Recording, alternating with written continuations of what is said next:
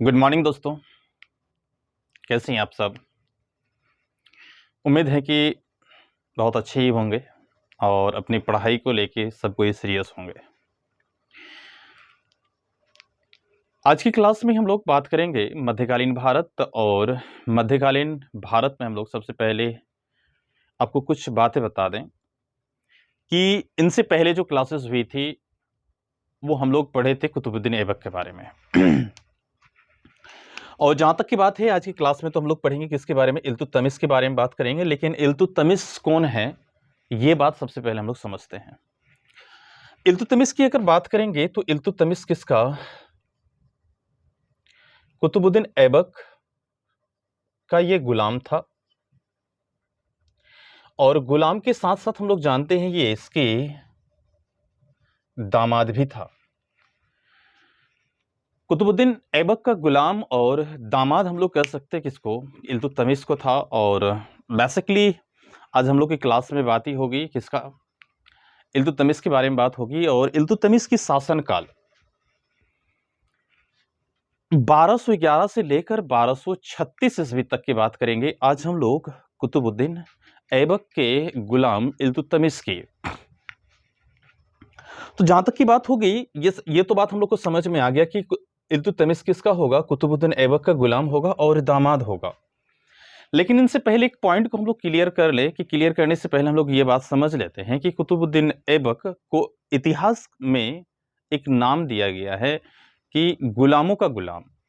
अब गुलामों का गुलाम का मतलब एक बात समझ लेना कि भाई इल्तुतमिश किसकी गुलाम रहेगा। तो आप इस बात को समझते हैं हम लोग कि इल्तुतमिश किसकी गुलाम हो गया, ऐबक का गुलाम हुआ, कुतुबुद्दीन ऐबक। और कुतुबुद्दीन ऐबक किसका गुलाम रहा, गौरी का गुलाम। यानी कह सकते हैं ये मोहम्मद गौरी का गुलाम था, जिसके लिए इसे क्या कहा गया, गुलामों का गुलाम कहा गया। मतलब कुतुबुद्दीन ऐबक का गुलाम इल्तुतमिश और कुतुबुद्दीन ऐबक किसका है, मोहम्मद गौरी का गुलाम है। इसलिए गुलामों का गुलाम, अगर आपसे क्वेश्चन आएगा गुलामों का गुलाम किसे कहा गया है तो आप लगाओ किसको, कुतुबुद्दीन ऐबक की दामाद या गुलाम किसको, इल्तुतमिश को लगाओगे। बराबर यहां तक। अगर एक्चुअल में देखा जाए बच्चे तो इसे यानी इल्तुतमिश की बात होगी तो इन दोनों की बात की अब कोई हम लोग का इंपॉर्टेंट नहीं रहा, क्योंकि प्रीवियस क्लास में हम लोग इसके बारे में चर्चा कर चुके थे, पढ़ चुके थे, है ना। तो अब बातें होगी किसके बारे में, इल्तुतमिश के बारे में बात होगी आज की क्लास में हम लोग का, है ना। जिसके शासनकाल की अगर हम लोग बात करेंगे वो 1211 से लेकर 1236 ईस्वी। इनसे पहले हम लोग कुछ बातें डिस्कस कर लेंगे और फिर क्लास की ओर चलेंगे। आज की क्लास में हम तो इल्तुतमिश के बारे में पढ़ाई करेंगे और ये क्लास आपके लिए जानदार शानदार होंगे। किसके लिए, अगर आपने पीसीएस की क्लासेस के लिए अगर आप तैयार कर रहे हैं, एग्जाम्स के लिए अगर आप तैयार कर रहे हैं, तो उसके लिए सबसे इंपॉर्टेंट क्लासेस होंगे। चाहे आप वो स्टेट लेवल का हो, चाहे आप पीसीएस के अलावे बीएसएससी की बात हो, एसएससी की बात हो, या किसी भी एग्जाम्स में अगर आपके सिलेबस में मध्यकालीन भारत अगर एड है तो वो आपके लिए क्या बनेगा, इंपॉर्टेंट क्लास बनेगी। बराबर। तो चलिए हम लोग इल्तुतमिश के बारे में आज की क्लास चलेंगे। ये सबसे बड़ी बात क्या होगी बच्चे, हमने सबसे पहले एक पॉइंट पढ़े, ये क्या होगा, गुलामों का गुलाम। दूसरी बात इसके बारे में हम लोग समझेंगे, ये गुलामों का गुलाम के साथ साथ अगर हम लोग इसके बारे में समझेंगे बात, तो ये जो एक्चुअल देखा जाए ये तुर्की से थे। कहां से थे, तुर्की से। और तुर्की साम्राज्य का, तुर्क साम्राज्य का इसे हमारे भारत में संस्थापक माना जाता है, क्योंकि तुर्क साम्राज्य का संस्थापक ही भारत में कौन है, इल्तुतमिश है। उसके साथ साथ अगर देखेंगे ये वंश की बात होती है, आपसे कई बार क्वेश्चंस पूछा जाता है कि ये फलना किस वंश के हैं। कोई भी शासक की बात आती है तो उसको किस लेवल के देखा जाता है। वंश के बारे में अगर बात करेंगे तो ये वंश किसका आएगा, ये शमसी वंश के शासक थे। और शमसी वंश के शासक के साथ साथ इन्होंने, इनसे पहले की अगर हम लोग बात करेंगे तो इनसे पहले कुतुबुद्दीन ऐबक रहा। और कुतुबुद्दीन ऐबक अपनी राजधानी किसको बना के रखा था, तो आपको होगा सर कुतुबुद्दीन ऐबक अपनी राजधानी लाहौर को बना के रखा था। किसको बना के रखा था? लाहौर को बना के रखा था। और लाहौर से इन्होंने अपनी राजधानी हस्तांतरित करते हैं और कहां पे बना लेते हैं?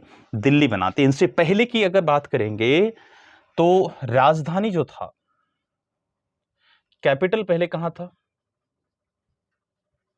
लाहौर था। और लाहौर से हस्तांतरित करके किससे बना लिया क्या बच्चे?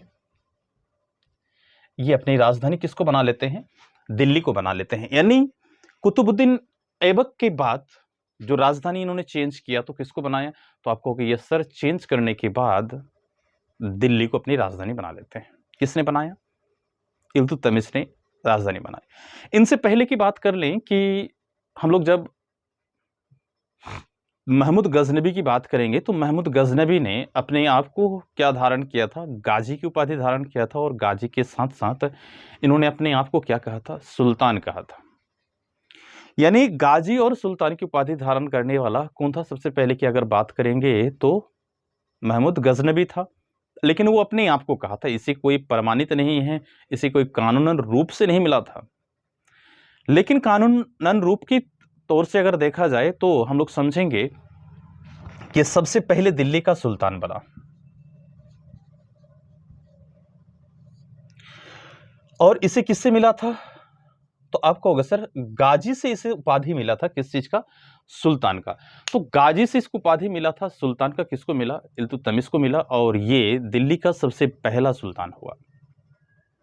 जब कानूनन रूप से इल्तुतमिश सुल्तान कहलाते हैं तो इन्होंने एक बात बताया कि मेरे बाद इस दिल्ली सल्तनत में जो भी शासक आएंगे, मेरे बाद इस दिल्ली सल्तनत में जो भी शासक आएंगे वो सारे के सारे क्या कहलाएंगे?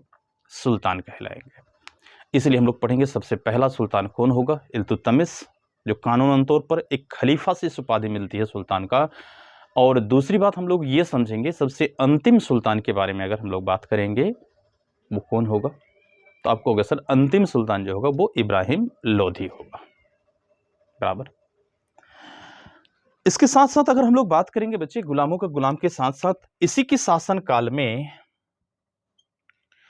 हम लोग देखेंगे त्रायण का द्वितीय युद्ध की बात करेंगे तो त्रायण का द्वितीय युद्ध हो चुका था। और इसी के शासन काल में अगर बात करेंगे तो इसके शासन काल में त्रायण का तीसरा युद्ध लड़ा जाता है। त्रायण का प्रथम और द्वितीय युद्ध हम लोग जानते हैं किसके शासनकाल में घटा था? मोहम्मद गौरी और पृथ्वीराज चौहान के बीच। जैसे त्रायण का प्रथम युद्ध कब? 1191 ईस्वी में लड़ा था मोहम्मद गौरी और पृथ्वीराज चौहान के बीच, जिसमें पहले युद्ध में गौरी की हार होती है और चौहान की जीत होती है। लेकिन यहाँ पे फिर दूसरा युद्ध लड़ा गया था, त्रायण का द्वितीय युद्ध लड़ा गया था जिसमें गौरी की जीत हुई थी और पृथ्वीराज चौहान की हार हुई थी। बराबर। लेकिन आज की क्लास में हम लोग देखेंगे त्रायण का तीसरा युद्ध। त्रायण का तीसरा युद्ध। और ये त्रायण का तीसरा युद्ध किस किस के बीच होगा? तो आपको होगा सर यहां पर है अभी कौन? इल्तुतमिश। और इसी इल्तुतमिश की बात करेंगे, इनके ससुर जो कुतुबुद्दीन ऐबक साहब थे, तो कुतुबुद्दीन ऐबक साहब के ही और 3 मित्र रहा, यानी मोहम्मद गौरी का और कुतुबुद्दीन ऐबक को छोड़ के 3 और गुलाम रहा।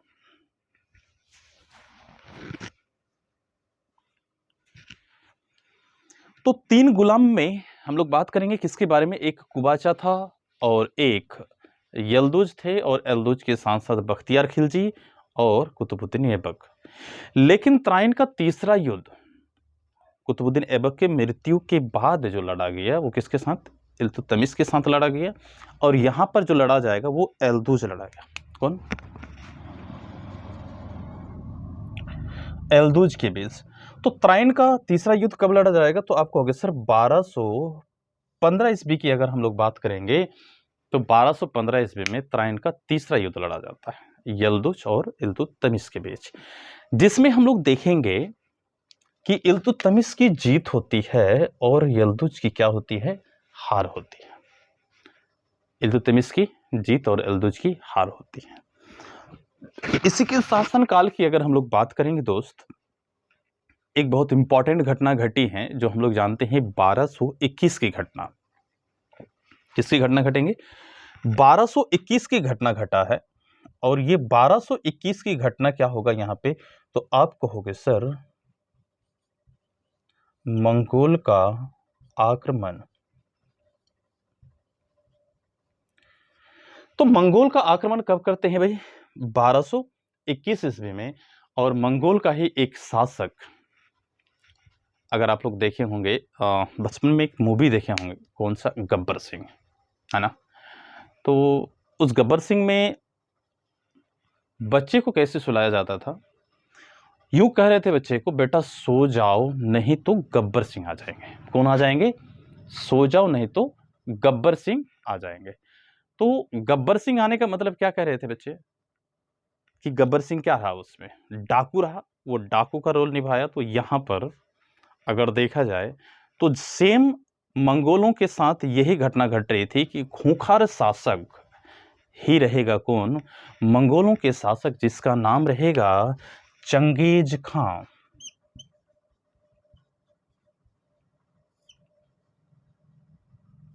जिसका वास्तविक नाम रहेगा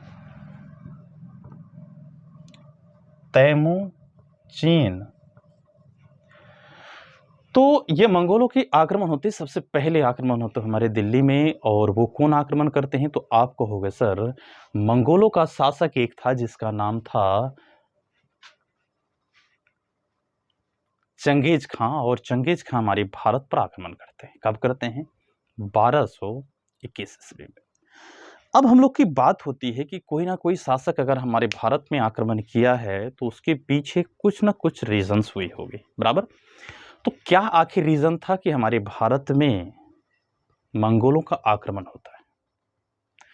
बात करेंगे कि चंगेज खां का एक छोटा भाई था, और उसी छोटा भाई को, इसका मंगोलों के आक्रमण जो चंगेज खां था, इसका एक भाई था, और इसी की भाई को जलालुद्दीन मकबरनी ने, इसी की छोटा भाई जलालुद्दीन मकबरनी ने चंगेज खां के छोटा भाई को क्या करते हैं? मार देते हैं। ज्यों चंगेज खां के छोटा भाई को जलालुद्दीन मकबरनी ने मार दिया, और वैसे में चंगेज खां मंगोलों पर एक खूंखार शासक के तौर पर उन्होंने शासन कर रहा था। ज्यों मारना था कि अब चंगेज खां बदला लेने के लिए किसको? जलालुद्दीन मकबरनी को मारने के लिए खोजबीन स्टार्ट कर देते हैं। इस बात की पता जलालुद्दीन मकबरनी को लगते हैं कि मुझे मारने के लिए खोजा जा रहा है, और मुझे कौन मारेगा, कि भाई जिसे हमने मारे हैं उसी का भाई कौन? चंगेज खां। अब इन्होंने अपनी जान बचाने के लिए सोचे कि कहाँ भागे, कहाँ ठहरे जो अपनी जान बच जाए। इसे एक ही बात आई, एक ही स्थान देखा। वो कौन सा स्थान कहेंगे आप? तो आप कहोगे सर हमारे भारत, और वो हमारे भारत के शासक कौन? इल्तुतमिश। और हम लोग जानते हैं कि इल्तुतमिश अभी दिल्ली सिंहासन पर बैठे हुए हैं, और हमारे भारत में प्रवेश करने के लिए एक स्थान है, वो क्या है? आप कहोगे सर सिंध। आप कहोगे सिंध। और सिंध पे आने के बाद सबसे पहले अपने लिफाफा, अपने एक पत्र लिखते हैं, किसको? इल्तुतमिश को। इल्तुतमिश मुझे पनाह दीजिए, और मंगोलों का शासक चंगेज खां से मुझे बचा लीजिए। ठीक इसी बात की अगर बात करेंगे, इस बात की पता भी चलती है किसको? चंगेज खां को। और चंगेज खां ने भी, इन्होंने अपने पत्र लिखते हैं किसको? इल्तुतमिश को, कि अगर आपने जलालुद्दीन मकबरनी को बचाने की कोशिश की तो जलालुद्दीन मकबरनी को तुम हमसे बचा ही नहीं पाइएगा, लेकिन आपको हमसे खुदा भी नहीं बचा पाएगा। ठीक इस बात की बात होती है, और फाइनली हम लोग समझ रहे हैं कि जलालुद्दीन मकबरनी अब शरण तो ले लेते हैं दिल्ली में, और सूझबूझ के कारण, लेकिन उसी पे एक बात भी बता दिया था किसने? चंगेज खां ने। किसको? इल्तुतमिश को। ठीक है, आपने जलालुद्दीन मकबरनी को शरण दे दीजिए, और हम आएंगे आपके दिल्ली और अपनी शिकारी को लेके चले जाएंगे। अगर आप मुझे अपना शिकार दे देते हैं तो आपकी दिल्ली पर या आप पर कोई खरोच भी नहीं आएगा, कोई आंच भी नहीं आएगी। ये आश्वासन, ये कमिटमेंट करते हैं कौन? चंगेज खां। किससे? तो आपको होगा सर इल्तुतमिश से। ठीक इतिहासकार का कहना होता है कि इल्तुतमिश को सूझबूझ के साथ और बहुत ही विचार करने के बाद ये डिसीजन लेता है, ठीक है, चंगेज खां को बोलते हैं आप आइए और आने के बाद अपने शिकार को लेके जाइए, मुझे इससे कोई मतलब नहीं। ठीक, आते अपने वादे के मुताबिक आते हैं और चंगेज खां जलालुद्दीन मकबरनी को लेके चले जाते हैं और हमारे भारत पर मंगोलों के आक्रमण से फिर बस जाते। नहीं तो यहाँ पर फिर जैसे तुर्क आक्रमण पढ़ रहे हैं, फिर से हम लोग को पढ़ना पड़ता है मंगोल का आक्रमण। अब बात होती है कि इल्तुतमिश ने एक दल यहां से प्रारंभ करवाया जिसे हम लोग कहेंगे दल चालीसा।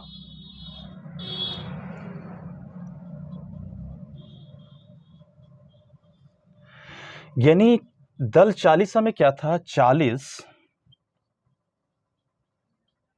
40 गुलाम था और इसी 40 गुलाम को ही दल चालीसा कहा जाता है। और इसकी जो ग्रुप बनाया, किसने बनाया? इल्तुतमिश ने बनाया। दल चालीसा को अगर देखा जाए तो कोई सैलरी नहीं दी जाती थी, इसे कोई वेतन नहीं दिया जाता था। और फाइनली इसे मिल क्या रहा था? तो हम लोग कहेंगे कि किसी भी युद्ध में जाते थे और युद्ध से जो सामान प्राप्त होते थे उसी सामान को दल चालीसा में बांट दिया जाता, जिसे हम लोग कहेंगे इक्तेदारी। एकता दिया करता था दल चालीसा को। क्या दिया करता था? आपको होगा सर एकता दिया करता था। और यहीं से एकतादारी जो प्राप्त करने वाला था उसी इक्तेदारी कहेंगे। यहीं से एकता प्रथा प्रारंभ होते हैं। ठीक इसी की बात अगर करेंगे तो इल्तुतमिश की बात करेंगे। इल्तुतमिश की ससुर या इसकी जो शासक था पहले, जिसका नाम था कुतुबुद्दीन ऐबक। कुतुबुद्दीन ऐबक ने अपनी गुरु कुतुबुद्दीन बख्तियार अल काकी के नाम पर कुतुब मीनार का निर्माण प्रारंभ करवाया था। तो कुतुब मीनार का निर्माण की प्रारंभ कब किया था? तो आप कहो कि सर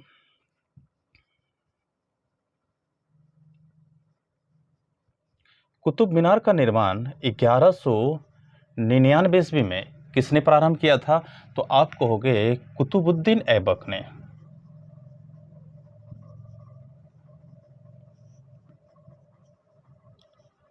किसने प्रारंभ करवाया था?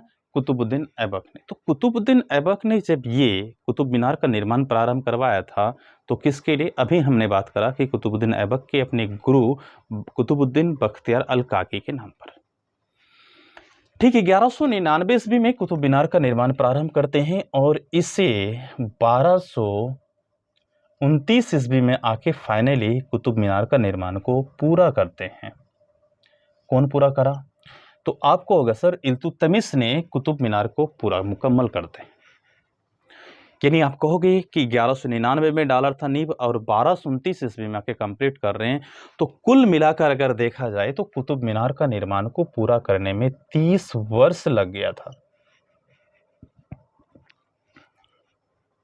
जहां तक की बात होती है कि कुतुबुद्दीन ऐबक कि ये जो बना हुआ कुतुब मीनार था, इसे कंप्लीट किसने?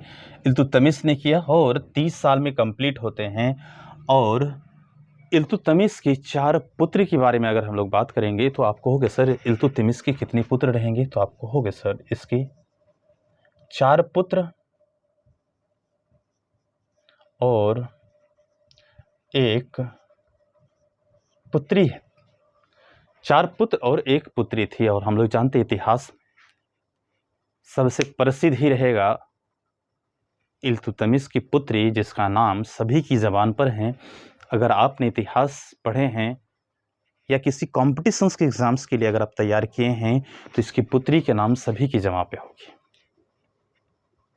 जिसका नाम है राजिया बेगम।